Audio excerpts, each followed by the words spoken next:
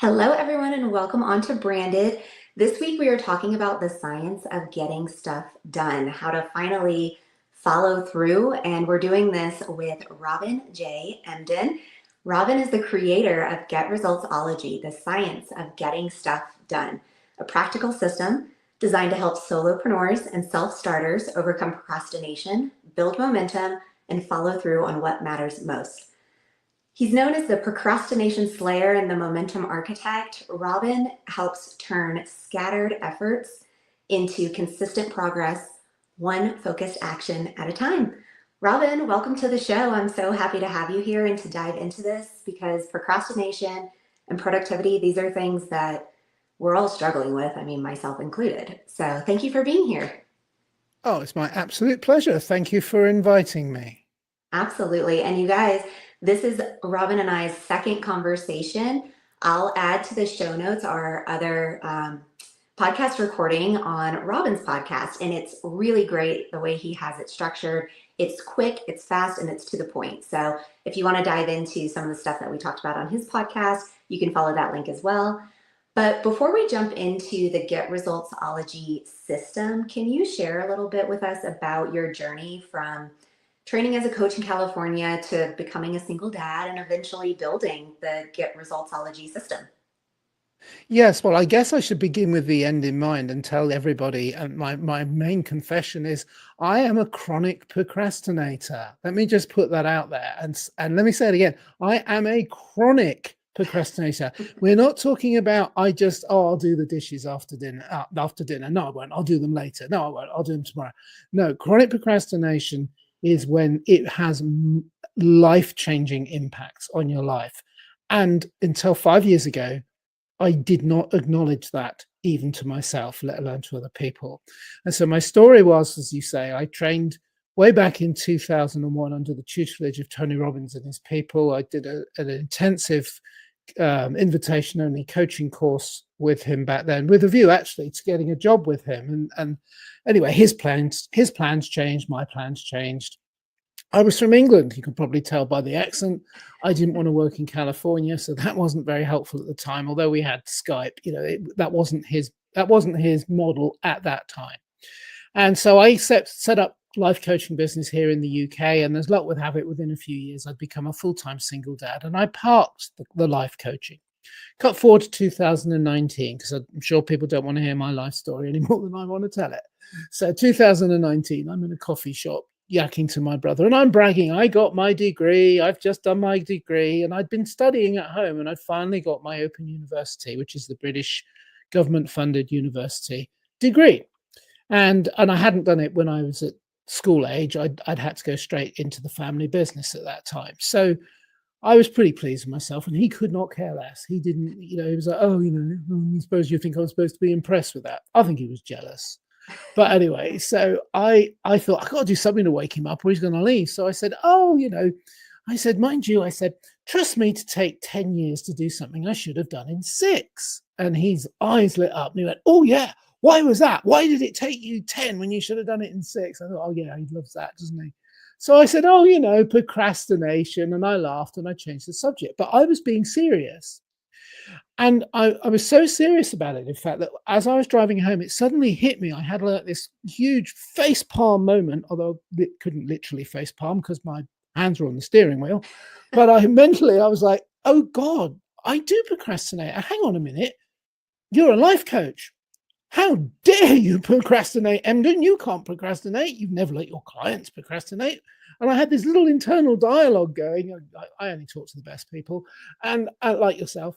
And I had this little internal dialogue going, and I was thinking, crikey, that's just bad. What do you mean you procrastinate? And I realized that I'd always treated it like a common cold. Before COVID, you have a sniffle and it's like, oh, I've got a cold. Oh, well, never mind. I'll work through it. I'll be fine. Oh, I've got procrastination today. Oh, well, never mind. I'll do it tomorrow. Mm-hmm. Ironically, the procrastinator's mantra, I'll do it tomorrow. So I was like, okay, or the French bakery, the Polish bakery that has a sign in the shop that says free bread tomorrow. People go in the next day and they said, oh, come for my free bread. Tomorrow, says the baker. And that was me.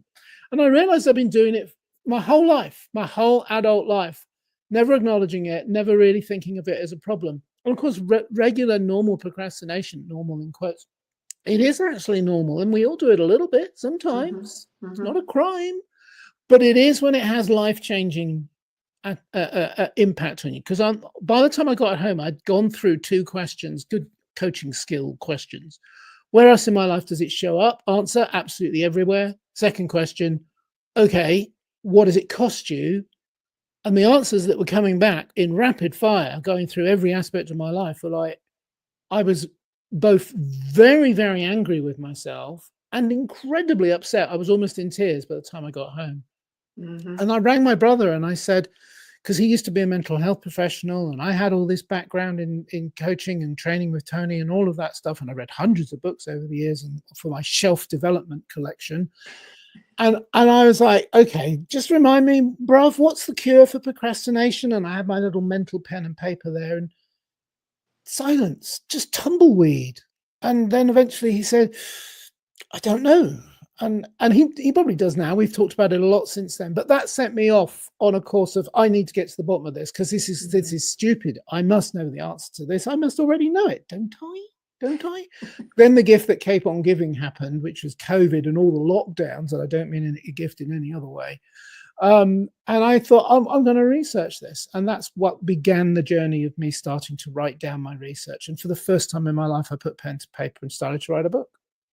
That's amazing. And I mean, honestly, your story is so relatable too, because so many of us go through years, decades of our life just thinking, like, well, this is just who I am and this is just how things are. But if you find yourself consistently saying, like, but why? Why can't I just do something different? Like, obviously, you have the desire to do something different. And it really just kind of takes um, that mental awareness of like locking in. And then, of course, having that tough conversation with yourself that might make you cry. Like, I gotta change my approach here and really get honest with myself that I'm the problem and I got to find the solution behind it. And yeah, I love that. And I think that's one of the reasons I really loved our conversation after we recorded our podcast a few weeks ago. And then we sat and chatted for a good 45 minutes afterwards. And I was like, this is so great because it's, for one, so relatable. Everybody has these feelings to some degree, right? It may not be quite the chronic procrastinator, but someone falls along that scale and they don't know how to fix it and they just sort of stay in this loop. So I'm excited that we're having this conversation. And the next thing I wanted to really like talk about was a big part of your book is reframing procrastination, right? Like you say, you're not lazy, you're human, which is so true. Can you explain how, like, what is actually happening in our brains when we're procrastinating? Okay, so thank you for those kind comments. And yeah, so yeah, let's go straight in with what you've just said about laziness. Laziness is not procrastination. Laziness is laziness, and there's no judgment here. If you think about other mammals like lions and tigers, for example, and if they're not chasing you because they want you for lunch, they're just lying around being lazy. That's just normal. Well, we're mammals. We're humans. Laziness is just, one person's laziness is somebody else's rest and recreation. So true. So no judgment. But being lazy doesn't wake you up at 8 minutes past 3 in the morning, 3:08 a.m. You all know what I'm talking about. If you wake up, you look at the clock. Oh no, it's 3:08 a.m. Why can't I sleep? And why can't I get it done? And I need to get it done. I'm worried. It's the worry time of night, 3:08 a.m. I call it. Mm-hmm. It's the worry time of night. So that's the point that I'm addressing. Also, I just want to be very clear. I'm not interested in procrastination. I'm not interested in getting more productive, which sounds like a strange thing to say because my book says that's what it's all about. It helps people overcome procrastination. By the way, a lot of people are like me. Again, no judgment. They're in denial about the fact that they're in procrastination. So they don't even think they struggle with procrastination. Mm-hmm. Not everybody does. That's a fact, obviously. But 95%, one of the research papers I looked at said 95% of people who will identify say that they procrastinate sometimes. And of those, 1 in 5, 20% struggle with what I'm talking about, chronic procrastination, which my definition of that is it happens every day. It happens when I least want it to happen, when I'm trying to get some work done. And it's chronic as it repeats and repeats and repeats and repeats, days, months, years, and it's life-changing. Now, I'm not interested in either of those things. What I'm interested in is probably what most of what your listeners are interested in.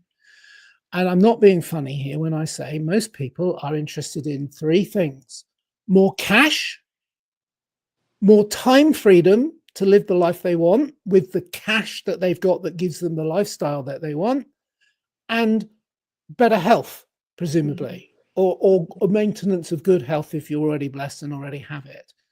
And procrastination is a time thief. And if your time is being stolen, unlike money, by the way, you can get to the end of the year and you can say, oh, I don't have enough money. Well, I'll just have to focus on making more money. Governments, when they need more money, they just print it. Now, we can't do that. It's illegal for us to do it, but we can make more money. But no government, not even leaders who think they are near to godlike figures, kings and queens, not even they can make more time. Time for us is finite. And if you get to the end of the year and you've wasted it, you can't get it back. And you don't know how much you've got left. But you can get more cash. And you can also hopefully improve your health. By the way, since I've been doing this, for 2019, I started writing the book, and then I published it in April of this year. Just as an aside, and I'm not making any claims here, but I have coincidentally lost 60 pounds in weight. And I mention that not to boast, not to brag, and certainly not to sell my book or my technology, but simply to point out that since I am a lot happier, because I am being more productive and I'm getting on with my life more, I've just let the weight go. I don't comfort eat anymore, which, by the way, that is a procrastinators thing. Procrastinators tend to comfort eat, overeat. I've stopped doing that. So the weight's just dropped off in about 6, 7, 8 months. Wow. So it's more about more cash, more time. So, and it's self-sabotage, really, dressed up as perfectionism, overthinking, and the "I'll start tomorrow" mantra. But and here's another, by the way, I was amazed, because you may think you know all about it because there's thousands of books and courses on procrastination productivity, but how many people understand about the connection between procrastination and perfectionism? Perfectionism is a behavior that some procrastinators indulge in as a way of procrastinating. But the science, when I went to the research, which is what I specifically went to, by the way, I'm not a scientist, I'm an arts and humanities type person. My book is all about translating the science into plain English. Which I absolutely love, yeah. Yeah, which it's British English, so we've got more words and we've got more U's than the Americans. But I make no apology about that. We like our U's. But the science pointed out that there is no causal link between perfectionism and procrastination. Hello? What about all these memes that talk about, procrastinators are perfectionists? No. Procrastinators are game players. They're overeaters. They're TV binge box set watchers. They do anything but what they're supposed to be doing. People, perfectionism is one of those behaviors that they could employ. But here's the kicker. This is what the research showed about perfectionists. Perfectionists tend to get help because they don't like being perfectionists. Procrastinators don't. They're like me. Oh, I've got a cold today. Oh, I've got perfectionism. I've got procrastination today. I'll do it tomorrow. Yeah. Perfectionists like, this is really annoying. And they seek help and they get better. No, not everybody does, but they can. And that's what the science found. The science researchers found perfectionists tend to get help with it. And so it is possible that if you're a procrastinator, you use perfectionism as one of your methods of procrastinating, but it doesn't mean that if you've got one, you'll have the other. Mm-hmm. Yeah, I mean, this is so true. Like I found myself in these loops, and I don't know if necessarily I fall into the chronic procrastination. I think I would know for certain if I was. But I definitely am on the scale. And it really comes down to like task oriented stuff too. You know, things that you really love to do more, I procrastinate less on. And, you know, the opposite, the same is true for the opposite. If I don't like it, I am going to just make an excuse till the end of time to not do it. But it is so true that it's like you have to really find that balance of, okay, is this a moment of me just needing some rest, or is this a moment of me just straight up ignoring the work I need to get done and doing something else and having that warrior kind of mindset? Because you know, if there's that little worm in your brain that's constantly like, you should be doing this, you should be doing this, you should be doing this, you're probably procrastinating on something, right? And so maybe pay attention a little bit instead of doing the avoidance technique. Yeah, or as I call it, you are shoulding all over the place. Exactly. But That also, can get messy. yes, I want to just jump in, if I may, and just say something very important. Mhm. You and I and everybody, we are hardwired to procrastinate. This is what blew my mind, and why I realized I really didn't understand it till I went to the science and looked at the science. And as I say, science is not my thing. I got 9% in my last biology exam at school, and that was because I spelt my name right. And there is a story behind that, but it's absolutely true. I didn't get any of the questions right. Teacher felt sorry for me. But I can read it long enough, retain the information for about 5 seconds, long enough to say, how can I turn that into English? That's what I do in the book. I turn it into relatable language. I hope it's relatable anyway. That's my intention. And what I discovered was, but it is science. It's biology, it's neurology, it's psychology, all the ologies. That's why there's an ology in my book, Mhm. GetResultsology, because it's a pun, actually. It's a play on words. It's the ology bit is because I've went to the science to find the material for the book, and the book itself is a method, and science are all about repeatable, duplicatable methods. So it's Mhm. GetResultsology. But the book covers in non-scientific language that we're hardwired, we're biologically wired to do it. And that's because if you think about it, inside your brain, I'll just get a little bit scientific here, but very, very, very little, because real scientists will be listening to this and they'll be rolling their eyes about how ignorant I am. And I apologize to them. So inside your brain, right in the center of your brain, is a thing called, I'm told, the limbic system. I've never seen it, but I felt it every day. Right? And the limbic system is where you get your fight, flight, and freeze response from. And it's instinctive. Going back to those lions and tigers, if you see a lion running at you and it says lunch, you just run. You don't think about it, you run. Right? You have to run. You probably can't outrun a lion, just saying. And it's probably a good idea to put your trainers on and outrun your friend, because that's the only way you're going to There survive. you go. So, but it's instinctive and it is overwhelmingly powerful, and that's because your brain only has two jobs. There's nothing else. Job number one: survival. You must survive from the day you are born to the day you die of natural causes. Your brain wants to keep you alive, or even if it's unnatural causes, it keeps doing that until it can't.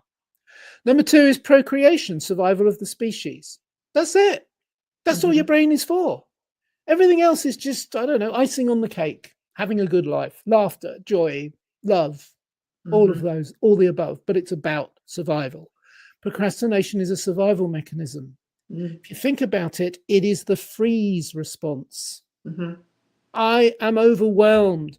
You mentioned it just now when you were talking about you basically what you were describing was, I avoid the things I'm not passionate about, Mhm. or I avoid the things that I'm overwhelmed by. That's the freeze response. Mhm. And the problem with this limbic system is it's very easily triggered. Now, obviously, if you're walking down the street and you see a lion or a tiger coming at you and it's licking its lips thinking you look tasty, that's going to trigger it. But that doesn't happen very often these days. But emails with bad news in them, bills, arguments in your key relationships, health issues, grief, all of these things trigger the limbic system. I can't cope with my life right now in this moment, and it Mhm. overwhelms everything else. The other part of your brain, I am told, is that there is a thing at the front of your brain here called the prefrontal cortex. Evolutionary speaking, it's much younger. And even in life, if you are under 25, you're in trouble because it's not yet fully formed. And yet this is where we do our rational thinking. This is where we plan our lives, where we decide this is important. And even though I'm not passionate about it, and even though I'm overwhelmed by it, I have to get it done. Limbic system doesn't want to do it, but the prefrontal cortex does, and it can think it through. Mm-hmm. And okay, so let me just go a little bit deeper into the science just very quickly. 3 words, which I always struggle to remember because I've got this goofy brain that doesn't like science. Neurotransmitters. In order to be productive, you need 3 things. You need dopamine, acetylcholine, and noradrenaline. And for the non-scientific people, don't worry, there isn't going to be a test. I don't remember them either. I have to write them down. Literally, I've just got them written down somewhere, and I have to like, oh yeah, what was that word again? Even though I've used it for years now. So I've turned them into plain English. I gave them characters. Now, we've all heard of dopamine. It's the fun neurotransmitter. We've all heard of that. But I call it the conductor. And the conductor resides in the prefrontal cortex. And the conductor conducts the orchestra of all the disparate musical instruments that create an absolute cacophony of terrible sound. And the conductor brings them all together, gives them music, rehearses them, comes up with a plan, and then creates the music of your life. That's what your conductor is for. Then you've got the noradrenaline is the fun-sized warrior. Fun-sized, like a chocolate bar in a children's lunchbox, right? Not the big warrior, because the big warrior brings out a thing called cortisol. And cortisol is what you need to run from a lion or a tiger or stop or stand and fight. Right, but that's too much because then you're in threat. That's what they call threat modality. You don't want to be in threat modality. You need to be in reward modality, which is where the conductor's in charge. In threat modality, it's just your instincts. You can't function. You may as well just freeze or sit on the sofa, play a game, go for a walk, anything but do your work. But the fun-sized warrior, like right now, I'm on the edge of my seat talking to you, Sarah, because I'm focused and I'm trying to stay alert and remember what I have to say, actually without remembering it, because that would make me too stilted in my language. Right. And so I just need that little edge of anxiety, that little bit of stress, that little fun-sized warrior, or as James Clear calls it in his Goldilocks rule, not too much, not too little, just enough. And the other one, the acetylcholine, is the focus, and that is your scholar, like your school scholar. Children are very good at being focused. Very good at being focused, especially young children, because think about it, it's the one time in their life where they have to learn a huge amount of data and skill sets very fast, and even then it takes years. They have to learn to speak, they have to learn to walk, they have to learn to understand you and everybody around you. They have to learn not to put their hands on the cooker because that burns and that hurts. They have to learn all of this really fast. And so acetylcholine, bless their little cotton socks, it's natural, it's in their brain from the day they're born. But us adults, we don't have it anymore. We have to manufacture it, which is a real bummer, isn't it? But we have to manufacture it, and we can't do it in a laboratory externally. We do it by finding things to focus on and creating an environment to focus. And you know when it's present, when you sit down to do something for 5 minutes and you look at your watch after you've been doing it for 5 or 10 minutes and you realize that 5 hours have gone by. That's when you knew you were focused and the scholar was present. That's acetylcholine. I waffle on and I've taken up a lot of time. I'm sorry about that. No, this is perfect because I was actually just about to ask you about the inner productivity team that you talk about in your book. And so there you go, the conductor, the scholar, the fun-sized warrior.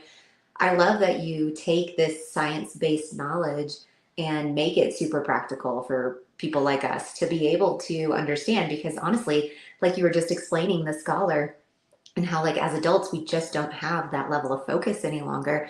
And it really is so true. Like you kind of have to just put on these hats whenever you're feeling that productivity creep or the procrastination creeping in on you. It's like, okay, I've got to sort of think about these 3 different sectors of how I'm going to get this done, and thinking about it in this way where it's so much more practical. I love it.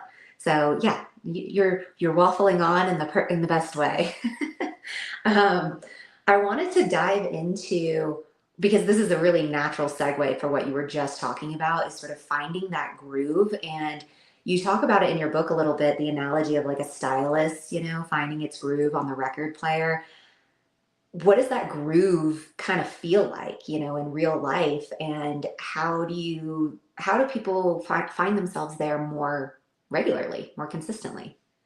Well, if I may give an unashamed plug to a famous pop singer, Madonna, and her song "Get Into the Groove." That little tune goes through my mind sometimes when I'm thinking about this.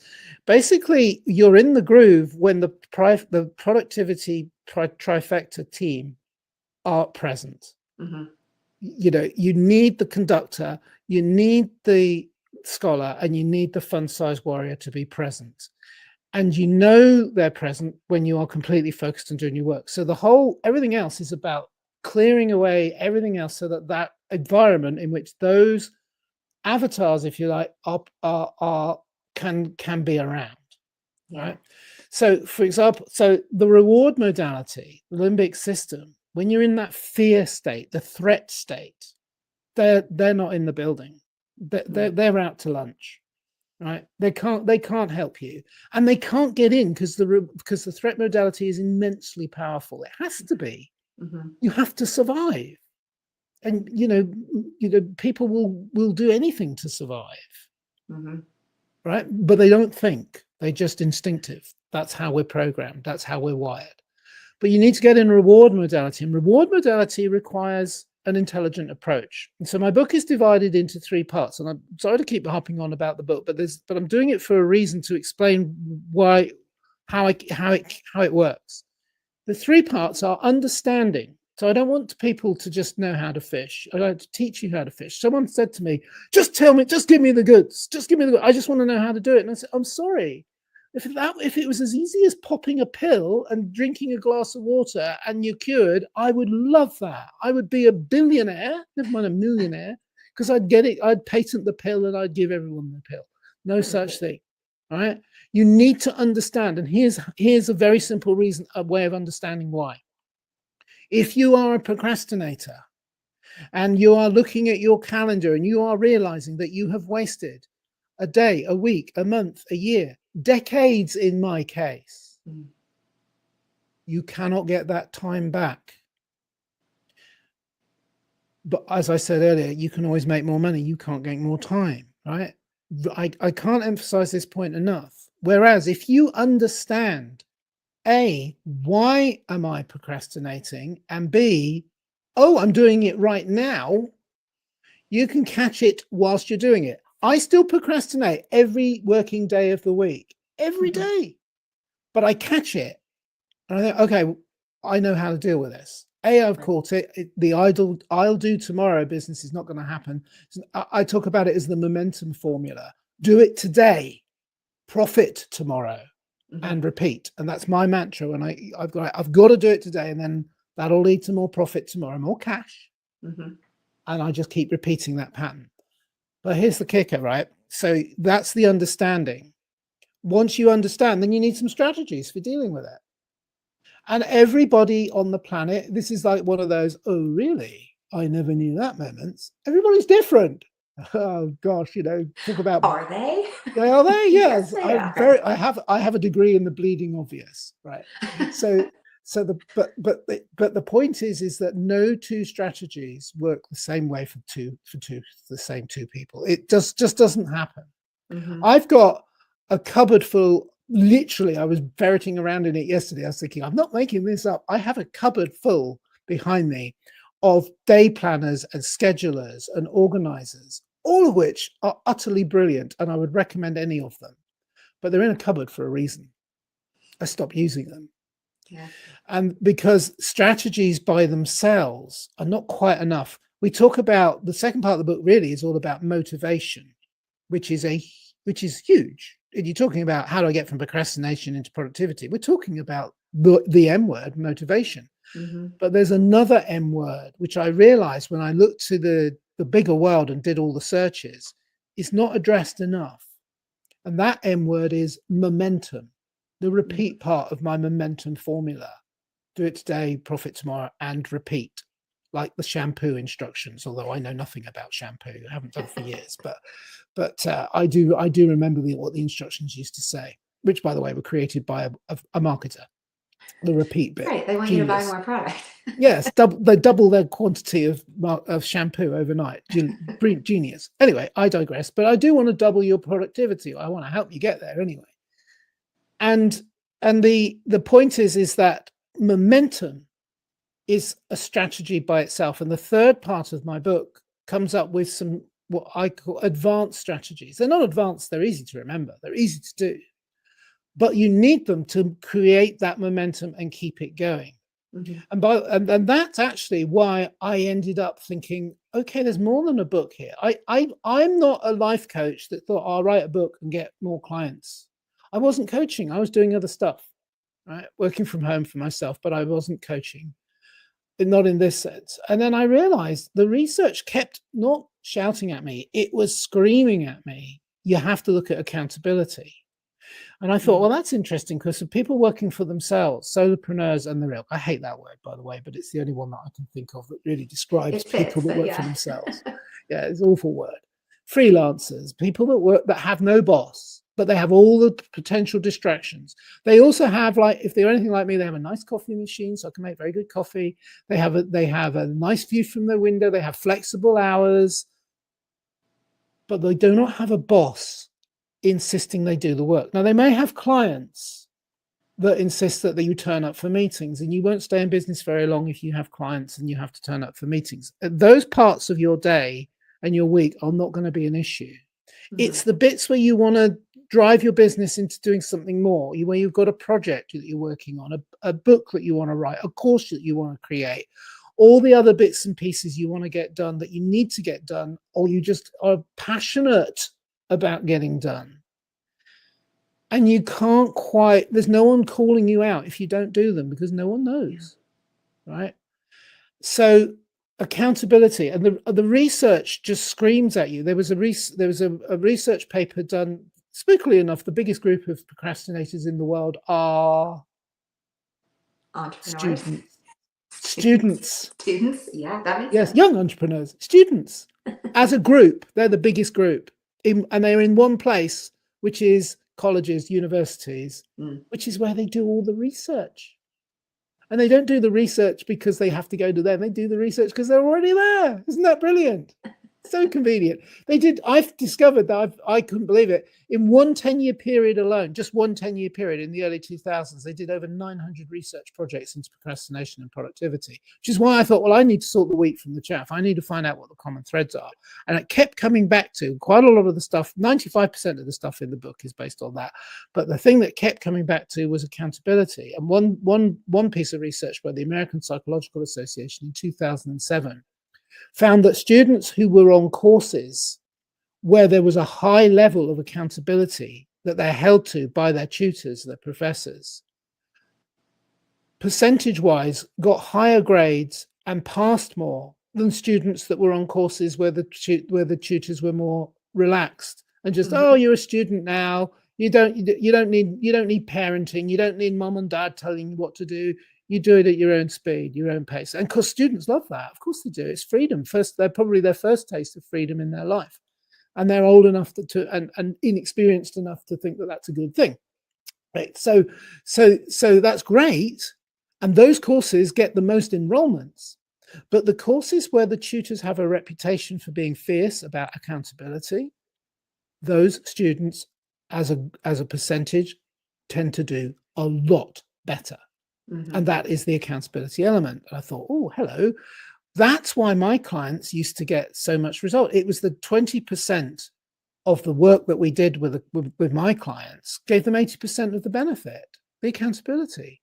So that's why I do accountability coaching. Now, not everybody who reads my book is going to want me as an accountability coach, but I do encourage you, get accountability into your life. Get in a buddy, get any accountability coach, as long as you respect them. By the way, AI is not going to take over accountability coaching, because the other thing about our brain is the survival mechanism and the procreation things means that we are naturally social. We are herd instinct animals, and it matters to us that we don't let someone that we respect care about and in the case of our partners, love, we don't let them down. Although do not get your partner as your accountability buddy or coach. That's not fair. You already ask too much of them. Don't ask them to do that. It's not their responsibility. Yeah. But you can get a friend or a buddy or a professional coach who has skill sets that your buddies won't have to make sure that they keep you on the straight and narrow. And you will do it because there's that thought in your mind of, oh, yeah, well, although I don't need to do this until the end of the year, and that's like forever, I'm going to go and sit on the beach. Oh, actually, no, I've got to report back by the end of the week. Oh, shoot. Beach will have to wait till the weekend. Yeah. Yeah. Because I care. I don't want to let them down. That's where it kicks in. And that's why that for me is the repeat and the momentum bit kicking in. Yeah, it's so true. I 100% resonate with the accountability side of this because, I mean, your willpower is only going to take you so far before that procrastination kicks in and goes, wait, I think you've done enough. Go take a break, like, so that accountability is super vital, especially if you're in like the beginning stages of something too. Like if you have a new habit that you're taking on, and not to say accountability is not just as important when you're 10 years into business and you just find that you procrastinate every single day. There's a place for it every day in your business. I totally agree. Accountability has to be found somewhere with someone that you respect because, yeah, it's unfortunate, but we'll let ourselves down over and over and over and over and over again. But if we have somebody we're accountable to, odds are we may let it happen once and then we're never going to let it happen again. So, yeah, I agree with you. That accountability is huge. So, for someone that's listening right now who might be like wrapping up their work day and they're sitting there thinking, what did I actually get done today? What's like a small step that they could take that could make their tomorrow be more productive? I'm going to cheat and answer the question with two parts. First part is there's a big step, which I haven't mentioned. And I really feel like I would not be serving your listeners if I didn't mention this. I'm a trained coach. I may mention that. But the reason I mention it again is because it might surprise you to hear I don't like goals. You'd think, well, goals and coaches are all about goals. Well, yeah, I do use them, but I don't like them. And that's because when I looked at the research, I've always thought goals really suck. I know lots of successful people, they've never written down a goal in their life, but they're still successful. There's no evidence that suggests, really, is there? Well, there is a little bit of evidence, but not what you might think. Here's the thing. I don't have time to go into that in detail. I do have a chapter about it in the book, but I will tell you the headline, which is this. The scientists discovered that when they wanted to find out why goals suck, basically, it was because they set up a feeling of obligation. Mm-hmm. And when you feel obligated, you feel stressed and anxious. And when you are stressed and anxious, you are in threat modality, which means go and watch TV, go for a walk, go and sit on the beach, go and do anything but the thing that you're getting stressed and anxious about. You get the antithesis of what the goal is all about. That's why New Year's resolutions suck. Oh, I hate them. It's the biggest thing in the world that you hear about of goal setting. The statistics are off the scale as to how bad that is. So what you need is what I call in the book a personal life vision, which is not a goal. It's an actual vision. Now, not everybody's visual. You might hear it, you might feel it, you might sense it, but it's your driving ambition. And the example I give is, say you want to be an oncologist one day. It takes a long time from a standing start to be a nobody to being a qualified, well-paid oncologist. 10, 15 years, probably about 15 years. So here's the thing. If you get up in the morning and say you're a mom or I was a single parent for a long time, and your first chore of the day is to find where the kids hid their school shoes, because that's always fun, isn't it? Where, I don't know, whether you had them on yesterday, where are they today? But actually, the first thing you need to do is think about what's my vision. And it is in there somewhere. You don't need to have it written down. You just need to think, where am I going with my life? That's right. I'm going to be an oncologist 15 years from now. Right. And so, by the way, that's why, for example, the dishes might get washed, because they might actually be sitting on the table where you were planning to put your study books. And if you can't put your study books down, you think, oh, I'll leave the dishes, can't study tonight, go and watch TV. Go and play on the game console, whatever, right? So it is a driving force. So I just wanted to mention that because I've got a whole chapter dedicated to you need to get clear about your personal life vision, because that's the thing that gets you out of bed in the morning. That's the thing that gets you excited about things and keeps you on track. Yes, you need some milestone goals to get there, not denying that goals are important, Mm-hmm. but you've got to have that vision. Direct answer to your question, though, about the people are like, get to the end of the day, what do I do about tomorrow? How am I going to be more productive tomorrow? Get strategic. You need get strategic, pre-decide some things, Mm-hmm. plan your day so that I'm a terrible planner, I'll be honest. That's why the planners are in the cupboard. But I do have an idea about what I need to do tomorrow. I have a strategy. I have things that are like the pre-decision takes the stress away. Well, for example, pre-decide I'm going to spend 30 minutes on my emails no matter what. No more and probably no less. It's never less, is it? But no more. So that means I'll have to go through and prioritize which are the ones that are urgent and which are the ones that are other people's agendas, as I call Mm-hmm. them. They can wait. They don't know, or if they do know that I've read it because they got some kind of thing that tells them, well, tough, I'm still going to take they don't know what I'm doing. For all I know, I could be, making a coffee. In my case, that would be true. But the point is that it's other people's agendas. Give them 30 minutes, because you need to get on top of some of the important stuff. But you pre-decide that, so it's not stressful. And then then I'm on to the next thing that I pre-decided I was going to do today. Mm-hmm. Strategic, to have strategy. Now, strategy is a difficult thing. Some people struggle with it. I was talking to somebody yesterday who has ADHD, and I do not, and I don't pretend to be an expert on it. But they said, ironically, strategy is the thing that freaks them out the most, and yet it's the thing they need the most. And I thought, that's interesting, isn't it? Yeah. So you have to find ways of coming up with strategies that serve you, actually, and don't bore you. Mm-hmm. Variety for people like that is huge, absolutely huge. And in my book, I talk about Aesop's fable, and I characterize people as hares or tortoises, and there's too much to go into right now.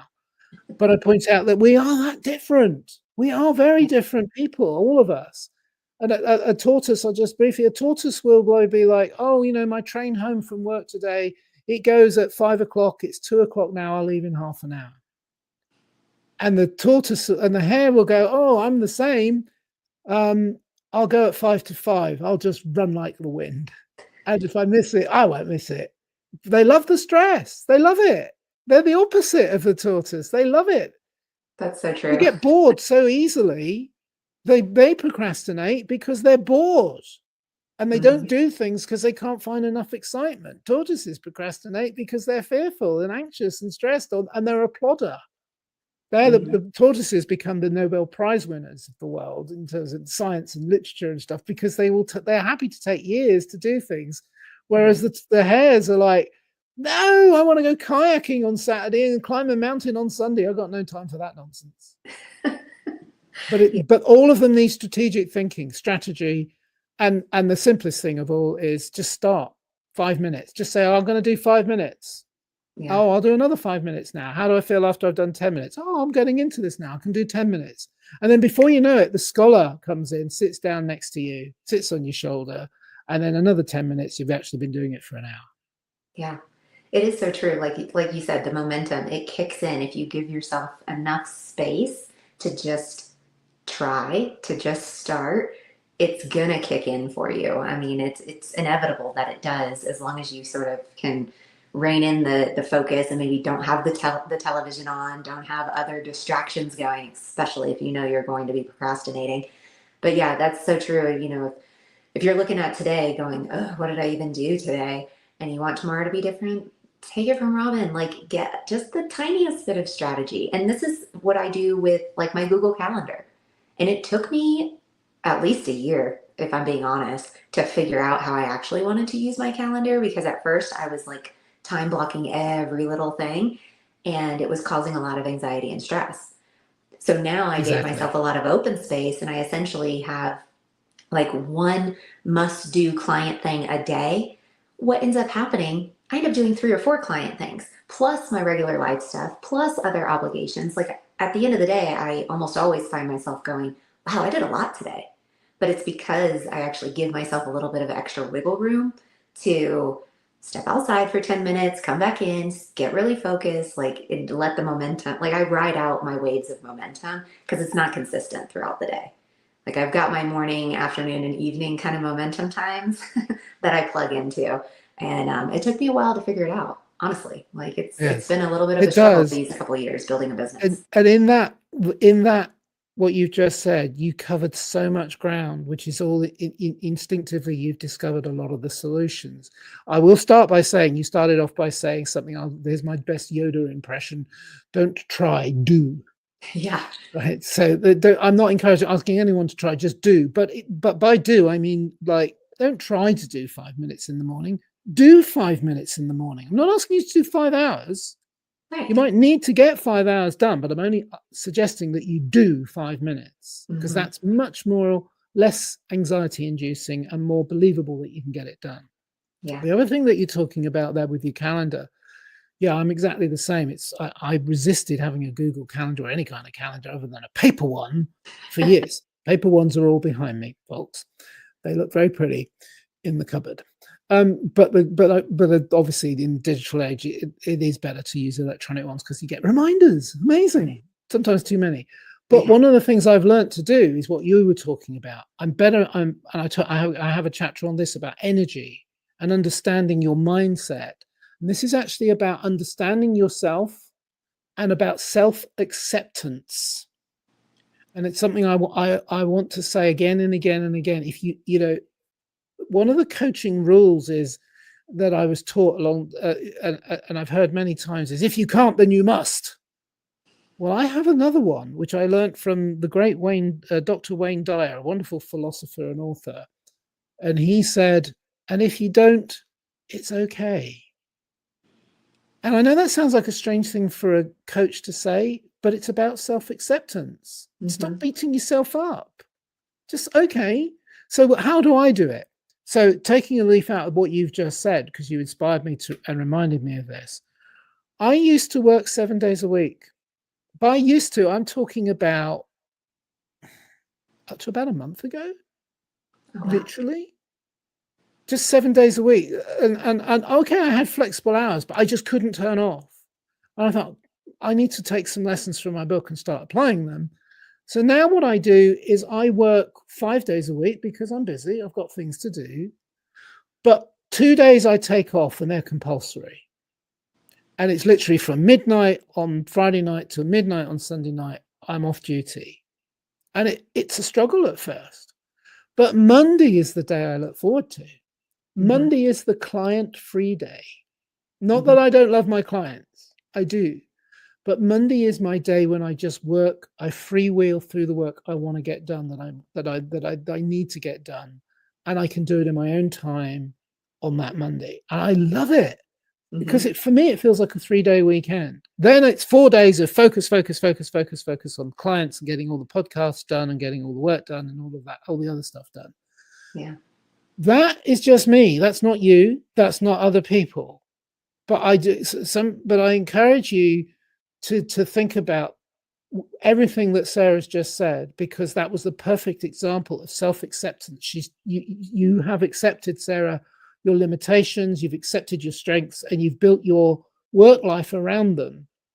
And it Yeah. doesn't mean that you spend the whole time metaphorically sat on a beach not working.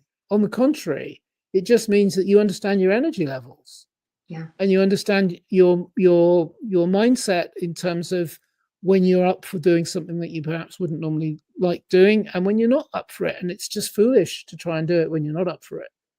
Yeah, it's so true. And like you said, I mean, no two people are the same. And with the type of work that I do in particular, being like in a much more creative headspace, I have to really honor that, like, okay, my energy is this right now. I don't want that to reflect a client's result that they're paying for. So sometimes it is better to say, okay, you know what, this isn't a today task, it's a tomorrow task. But now, years after I've really started to go through this process and have that self acceptance and understanding of what my energy is throughout the day, instead of beating myself up and like thinking I'm procrastinating because I'm not doing this client's project today because I scheduled it to do today, I give myself permission to say, okay, I'm going to do it tomorrow. And I'm going to prepare myself mentally to do the best I can tomorrow on it because I know that this is the result the client wants, right? So Yeah. it's like the shift of focus of how you see the task in front of you and why you might be putting it off can be a totally valid reason. I mean, like you just said, if you're not going to do it, it's okay. Yeah. Sometimes it is okay. Yeah. And procrastination, not everything is procrastination. Sometimes it's, no, I just plan to do it tomorrow. That's not procrastination. Mm-hmm, mm-hmm. It only counts as I'll do it tomorrow when you are irrationally putting off today something or tomorrow something you could get done today. If it's irrational, if it's rational, if it's planned, if it's scheduled, if it's you just having a flexible timetable, it's like, well, I was going to do it today, but some stuff has come up. That's okay. I've got an hour tomorrow where I just was going to do the stuff that I didn't get done today because I Mm-hmm. figured something might happen today. That's rational. Yeah. Procrastination is not rational. And the problem with when you don't manage your procrastination, with chronic procrastinators can never relax. That's why I had to teach myself not to work 7 days a week. It wasn't that I needed to work 7 days a week. It's that I always thought, well, I'm just procrastinating if I'm not working. Yeah. No, I'm only procrastinating if I haven't scheduled my work better so that I know what I want to do. I know why I need to do it. That's very important. My personal life vision. Mm-hmm. And Yeah. I've got some goals to set, and I've got some accountability to, I've got someone that holding me accountable. I've got to report back to them as well. But I also need that time off. I need that downtime. And by the Yeah. way, a lot of the people listening to this are probably quite creative. You Yeah. desperately need that downtime because that's when Oh, you're at your most creative. You can't force creativity. It's like trying to get ketchup out of the old glass bottles. No matter how hard you hit them, it won't come out. Whereas if you get the squeezy bottles or you just hold it upside down and leave it there for an hour, it'll come out eventually. Creativity is the same. You can't force it. My creativity, my best ideas come when I'm in the shower and I'm not least expecting them. I'm thinking about nothing. I'm away with the fairies. I'm just listening to the water cascading over my very smooth head. And suddenly it's like, oh my God, that's a genius idea. Where did that come from? I don't yeah. know.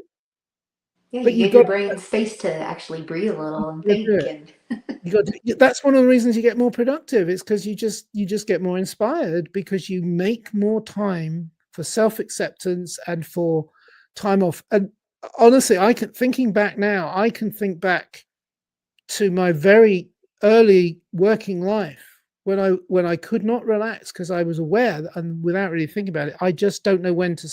I'm not a workaholic. I have been. I mean, I don't know many people that are. They often give the impression that they are, and I certainly do. Because it wasn't because I love work; it's because I felt guilty about not working. Whereas I'm in with that this, same boat. yeah. Whereas with this, it's like, oh, it's scheduled. It's cool. I'll do it on Monday. Yeah. Yeah, no, I'm definitely in that same boat. I've had the mentality of just be a hard worker, do all the time. And getting to the place I'm in right now, like I said, it's taken me years to have the self acceptance of like, it's okay to take a break and rest. It's okay to take a day off. It's okay to have things on my to do list that I'm not going to do today because I've pre planned and I'm going to do them tomorrow or Wednesday or Friday. Like I've planned it. And so, yeah, I removed a lot of the anxiety that just sort of constantly lingered over me about working and not working enough by accepting and saying, it's Yes. okay to take a break. It's okay to rest. And at the same time, I mean, it's really hard. Like it takes practice and, to do this and to get to Sometimes this place. it But when is. you do, Sometimes you find all the things come to you so much also easier. listen to the language that we use, not just you, but we use. Take a break. Have some time off. I don't call it that. I mean, I do, but I'm like, no, it's time on. It's an energy break. Yeah. I'm going to have some revitalization time. I know it sounds. I hate those words. They all sounds a bit jargony and silly. But equally, just think. But then the antithesis of that is the words that we use. Time off. Time off from what? Maybe Yeah. just some time. Maybe just some recharging times. Whatever you want to call it. Call it something that's like I was saying just now about being creative. I need some creative time, Yeah. and that might mean doing nothing Right. for a few hours. Right. But that's creative time, because in that time your brain relaxes and things may or Yeah. may not pop in. You can't force them, like the ketchup bottle, but it gives it space for things to happen. So true. I love it. That's a good distinction. Yeah.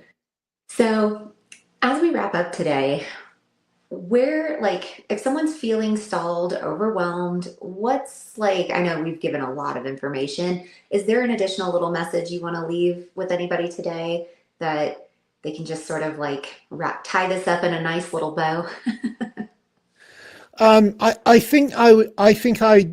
I really do come back to what we've just been talking about. It's okay, self-acceptance Hmm. and being who you are. When I trained as a coach, one of the things I kicked back against, and when I was training, was it's all about who are you going to be, what are you going to become, and I was like, yeah, but what about you're fine as you are now? You Yeah. may not be where you want to be, you may not be who you want to become, but you're fine as you are now. Self-acceptance is huge. It's Hmm. huge. And I guess my takeaway is, but I really want to say to the people out there, if you're still listening and you don't self-identify as a procrastinator, and that's true, it's true. I know plenty of people that don't procrastinate. I had a friend said to me the other day, she said, what have you been doing? I said, I've been writing a book about procrastination. Oh, do people really do that? And I laughed and I said, I know you don't. And she's a workaholic, and she has the most amazing business, is very successful, and has no problem with procrastination whatsoever. And that's fine. And I said, oh, let me pick your brain. Right? Because Right.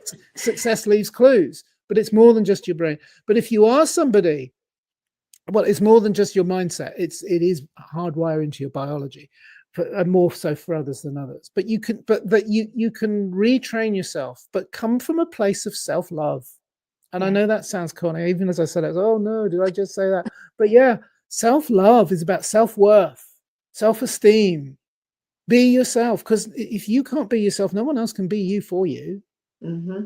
Hmm. And so and my book is really just aimed at, it is about self-help, by the way. You can get it and put it on your shelf help, your shelf development, but I do encourage you to read it and get the technology out of it, get the juice out of it. It's written to be a guide for anybody that just wants to get, that's why I don't just call myself the procrastination slayer, which is just a fun thing. I also talk about being the momentum architect, because not everybody says I'm a procrastinator, but everybody wants momentum. Hmm. Although I will come back to, everybody wants more cash, more Hmm. time, and good health or better health. Yeah. So true. I love how you wrapped this up with the self acceptance, because honestly, I think that is like the core of all of it, of just being okay with who you are and then doing what you can with what you have. Like, I literally was just thinking about that concept of do the best you can with what you have yesterday, because my husband and I just moved into our new home. We have zero furniture. I have to makeshift a desk out of things that I have found, like, or things that we have brought with us. And I was looking at it the other day thinking, like, this is some just piecemeal together craziness, and I'm literally doing what I can with what I have. Like, how often in life you don't find yourself having to do that too frequently in life, because we're all so comfortable, it seems, these days. But that's a skill set that, if we can turn it around and reflect it back on ourselves and the qualities that we just sort of innately have, and say, it's okay. I don't have to be like Robin. I don't have to be like anybody else. Mm. Be me and do the best I can with the things I have. Can I just also pick up on something you just said there, which is that I love the analogy that you've drawn from us there. You have an empty house, and but it's not empty. It's got two people in it, and I don't know about much family, but Yeah. it's full of you, which means it's full of potential. Right. And it's full of and it's full of where you are, wherever you are now is not where you'll be 5 years from now. It might be in that house. I hope you are, if you love it. But in terms of your life, it's whatever you want it to be. And it doesn't matter if you've been a procrastinator for the last 20, 30 years, or it doesn't matter if you haven't got yet where you need to be. First of all, where you are now is exactly where you should be. And it's like, although people can't see it if they're not watching it on video, but there's a blank wall behind Sarah, and I love it. I was admiring it earlier because she could literally do anything with that wall. She could even have a cupboard full of planners like I have. But equally, she could have a picture full of a mosaic of all the happy memories that she's creating with her family, that that she has created, and that Sarah's going to go on to create.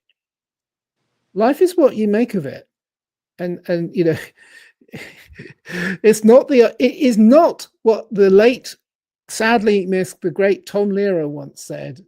If anybody knows who he was, a wonderful satirical singer, he said, "Life is like a sewer. What you get out of it depends on what you put into it." It's not, but it does make you stop and think. Yeah, it's so true. We do the best with what we can, and that self-acceptance is such a great place to start, especially when it comes to identifying that chronic procrastination and seeking out the accountability to sort of help nurture it and turn it into momentum. And because of that, Robin's being so generous, and he is actually offering a unabridged PDF of GetResultsology. I'll put the link in the show notes. This is the science of getting stuff done. This is his book that, this podcast wasn't necessarily about plugging his book, but because it's got so many practical tips for one. It is a professionally published book, but you guys are going to get the really easy, digestible PDF version that you can just take anywhere with you. And it's got the strategies and the tools and all the things. So I'm excited that he was able to offer that to us and share it with the world. Anything you'd like to finish with as we wrap up our conversation today, Robin? I'm going to go even further than that. I love making it easy for people because I want to get this out there. I want to get it into the world. So, yep, you can get it from reallyusefultips.com if you want the book. That's really as in, yes, I really mean it. And I haven't come to my senses yet. I'm still giving it away. Useful as in, I hope you find it useful. And it's full of tips, reallyusefultips.com. But for people who are like me, who still struggle to find the time to read a long book, I have also produced a very short video version of it, just to give you a taster of it.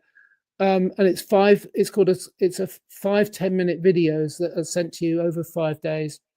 And you can get that for free as well on skyrocketyourproductivitychallenge.com. That's skyrocketyourproductivitychallenge.com. It's a taste of the book. So you can have both. So it's for the visually minded or the nerds like me who I do actually dive into books. I was talking to someone the other day and he said, people don't read your books. And I said, well, I read all of yours. He says, well, you're a freak. So it's for freaks like me. I love to read too.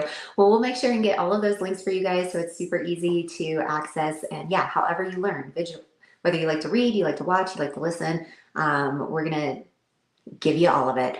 Robin, thank you so much for being here on this show. This was so good.